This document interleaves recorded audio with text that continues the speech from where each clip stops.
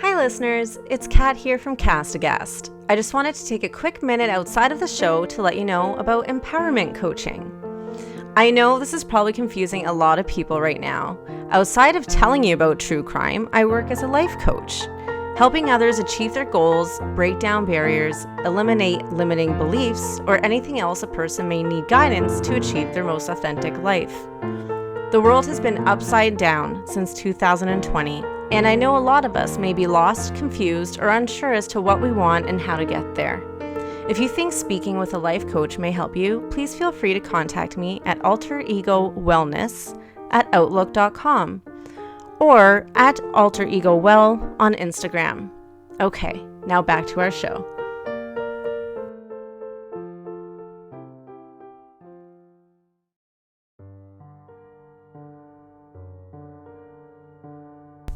Oh boy, welcome to another episode of Castbox. My goodness, I'm in a good mood. We just recorded it and I feel fantastic. Very rare.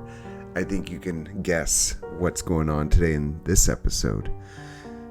So today, we got karate, Baton Rouge, Louisiana, bad checks, and a .38 revolver. If you're thinking, holy fuck, they're going to be talking about the next season of Cobra Kai, where Sensei Lawrence is on the road to the Deep South to face his old master once and for all, cowboy style. God, that would be a fucking terrific. Don't you think that'd be a terrific fucking last season? Sensei Lawrence just blowing away. Oh, totally. What's his name? Johnny. Oh, Kreese. Kreese, yeah. Sensei Lawrence. Just like they have like their fucking karate fight, and he does like a roundhouse kick, and then like fucking pulls out a .38, Sweeps the leg. and he says like "For England, James" or something, and just blows him away. That's funny. That'd be awesome. Yeah. Anyways, no, we're not talking about that. No matter how cool that would be, we're talking about vigilante alarm! We got a vigilante, motherfuckers, and this is gonna be some swift fucking awesome justice. We're talking about the piece of shit Jeff Doucette and the great hero Gary Plauché. This will be a good one. Get your drinks ready for celebration. I'm John. And I'm Kat. And this, my God, is Castbox.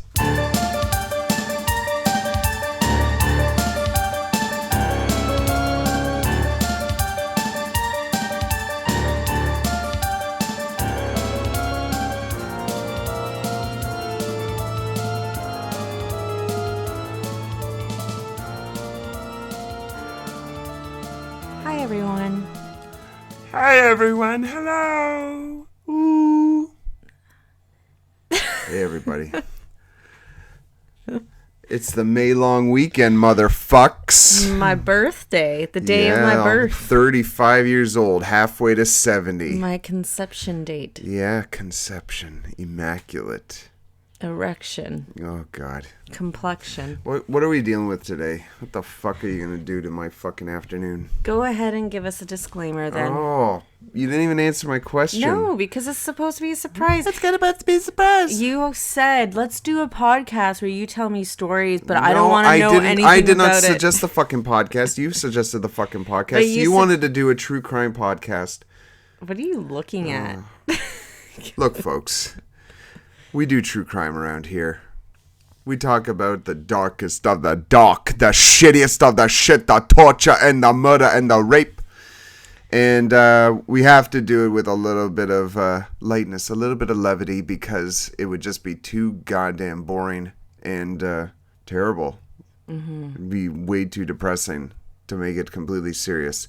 If you don't want your true crime to be a little bit fun and to have jokes made at the expense of the murderers and the people who make the murderers murders and their crimes easier, then go somewhere else. For the rest of you, I recommend pouring something that's going to make you feel better, and that's going to help you through the garbage and the shit that we have to listen to, the depravity and the fuck.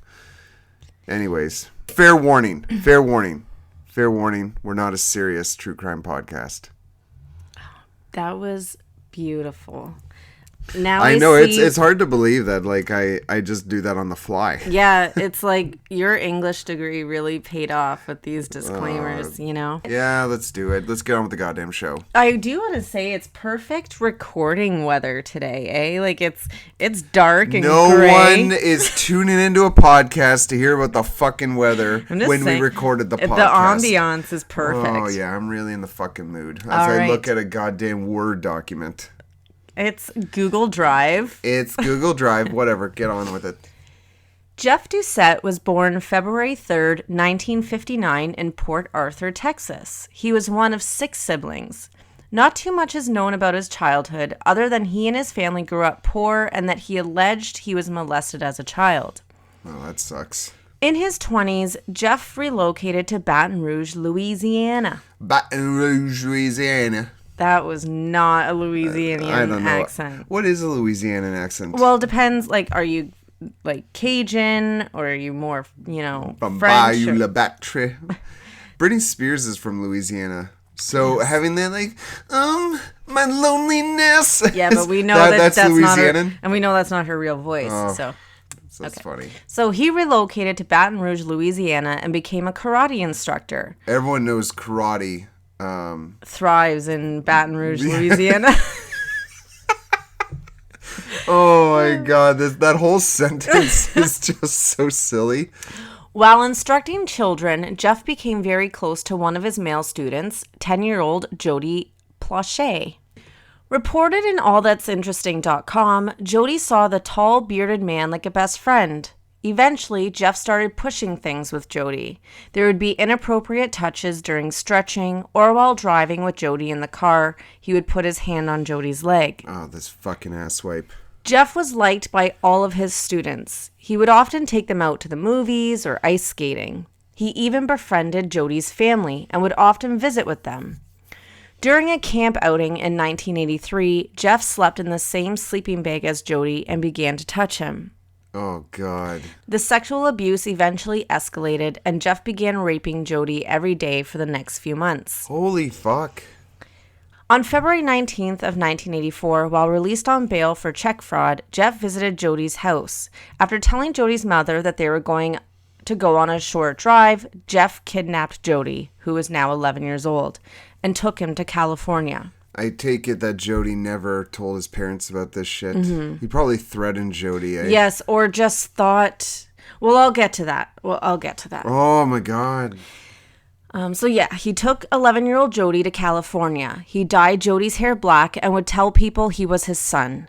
In the midst of all of this, Jeff was also leaving a trail of bad checks, and the police were not far behind. This fucking idiot. I know. Like, what is he thinking? Jeff finally let Jody call his mom, and when Jody made that call, the police were able to trace it to a motel in Anaheim. On February 29th, 10 days later after kidnapping Jody, police were able to safely rescue Jody and arrest Jeff Doucette. Jody was immediately reunited with his family, and Jeff Doucette was arrested for aggravated kidnapping. Aggravated kidnapping? Yeah. How is that different than kidnapping? It's just like... Because all he did was... Because he didn't rape him during this kidnapping, eh? Yes, he did. He did rape? Yes. So that's what makes it aggravated? Let's Google it.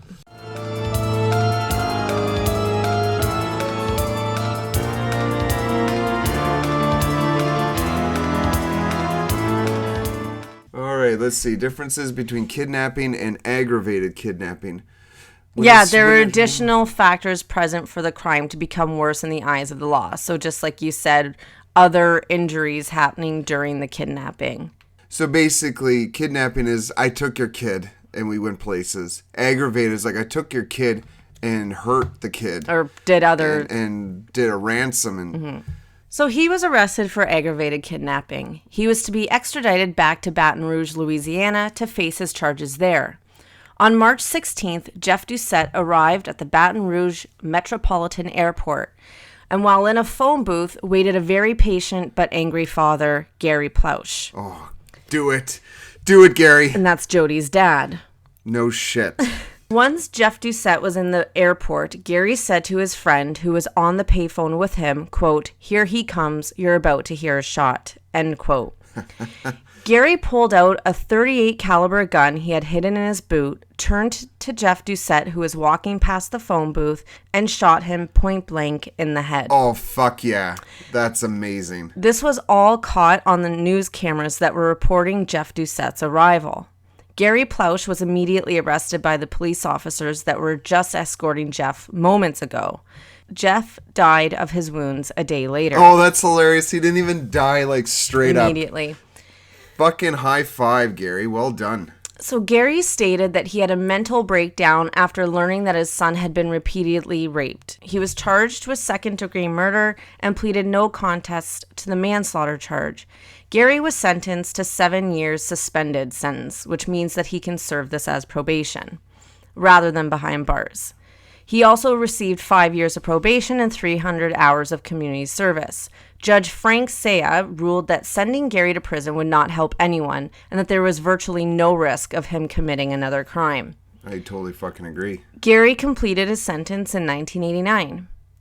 Sadly, Gary passed away in 2014 from a stroke 1 month before his 69th birthday, and according to an interview that Jody did with the New Zealand Herald, it took him a while to forgive his dad and for things to go back to normal. He wanted Jeff to pay for his crimes, but he didn't want him dead. But he understands now why his father did what he did, though he doesn't condone the behavior. Even though Gary was a very Catholic man, he always said he would do it again. Yeah. Yeah. And that's the very quick story of Jeff Doucette and Gary Plauché and Jody Plauché. I'm glad that Gary's sentence wasn't that severe and he wasn't put behind bars. Yes, and there was like mixed feelings towards it, but I think the judge clearly saw in the eyes of the law, I have to do something. So I'm going to make this as easy because obviously this is something every parent would do. And, well, they're trying to discourage vigilantism. Yeah, exactly. So, and I completely agree. He did not pose a threat. Like, that he wasn't a killer. He was a heartbroken and angry father. You know what? The worst part of his sentencing was probably the 300 hours of community service. I know. Because you and I, we had to do 40 hours of community service. In high school. Mm-hmm. In order to get a fucking high school diploma, you have to volunteer somewhere. Yeah. And I hated every fucking second of it. Yeah. I volunteered at an old age home, and I swear, like, I did that it was too. so awful. I did that too, and then I also volunteered at the Humane Society. Just doing, and maybe I'm just not the person meant for volunteer work, but I hate dedicating any of my time for something that I don't want to do for no money. I know. For no reciprocation. Like, Well, it's especially bullshit. like in high school too, like kids are already not getting enough sleep. They're getting overloaded with homework. I don't know how it is everywhere else in the world, but in Canada, you're looking at like 2 hours of homework a night. And then to slot in volunteer hours on top of all of this. Yeah, that's I do not bullshit. understand the point of it at all. Yeah. And then you look at actually what they're learning, you know. Yeah. When we were in school, we were facing more of like the parenting classes and ridiculous calculus and math and science, and you had to take a language every year. You had to pick a language to take, and that teaches like parenting, okay, maybe, but teach us how to do our taxes, teach us how to budget a household, teach us how to, make it through college. Teach you how to start a business. Yeah.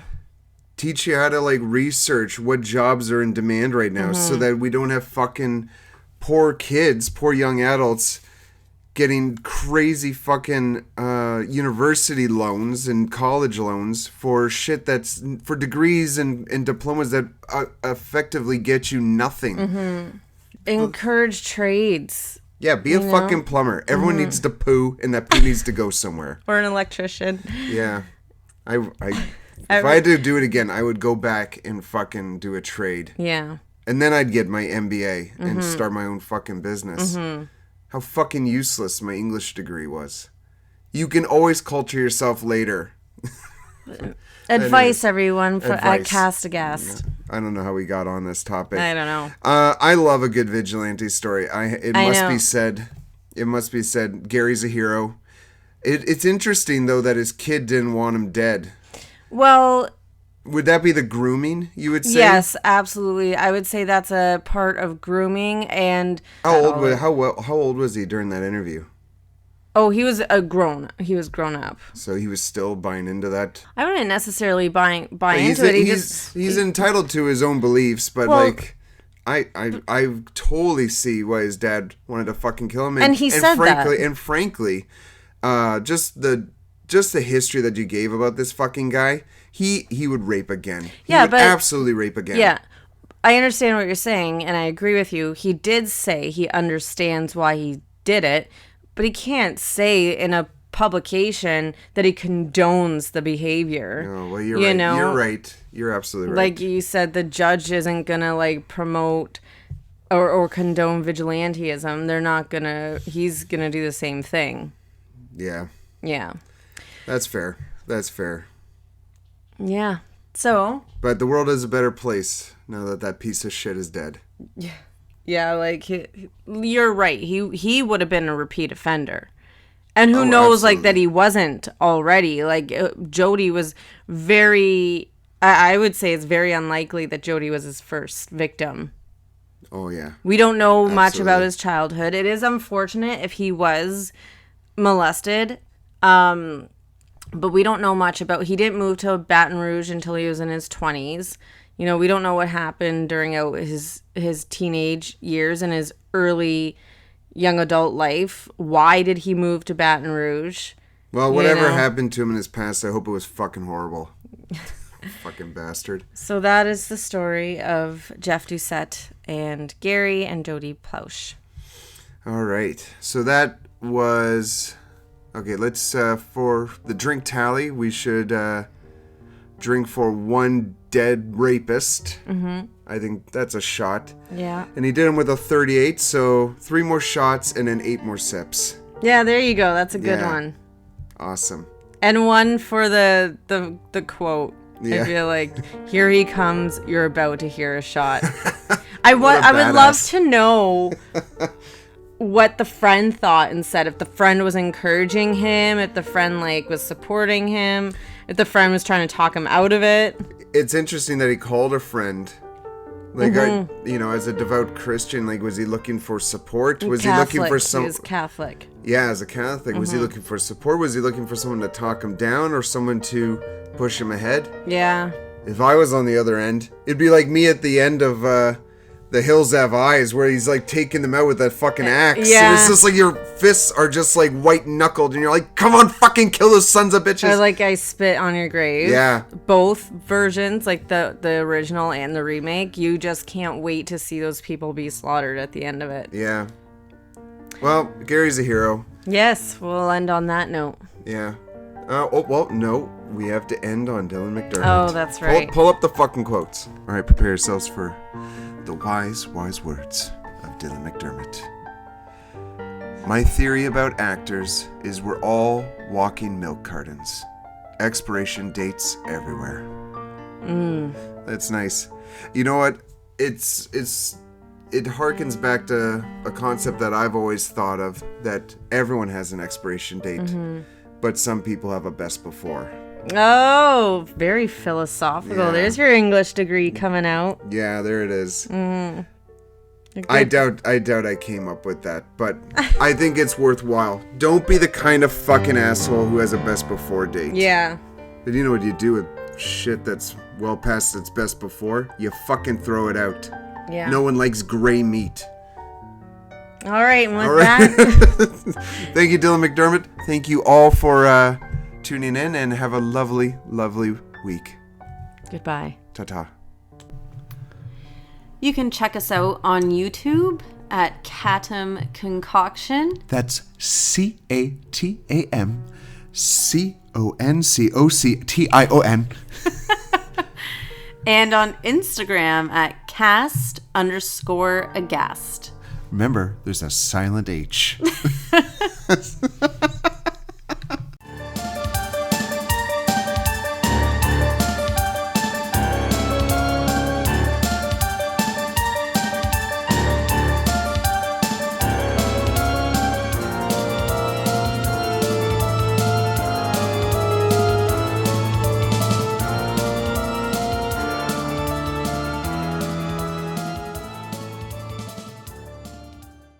In the midst of all of this, Jess was also leaving. Jess. On February. Blah, blah, blah. It's really difficult. Difficult? Okay. Listen here. On February 29th. Oh my God. Shut up. I'm going to punch you in your stupid February face. 29th, 10 days. On February 29th, 10 days. Oh, I should have put a comma there. Jeff died of a. And Jeff Doucette was arrested for aggravating. And Jeff Doucette was Oh, and Christ. Once Jeff Doucette. Once Jeff Doucette, Gary said to his. Once Jeff Doucette was in the airport. Okay, hold on. What was I trying? Oh my God. Once Jeff. Holy fuck. The goddamn. Shut the up. goddamn bloopers are going to be longer than the actual podcast.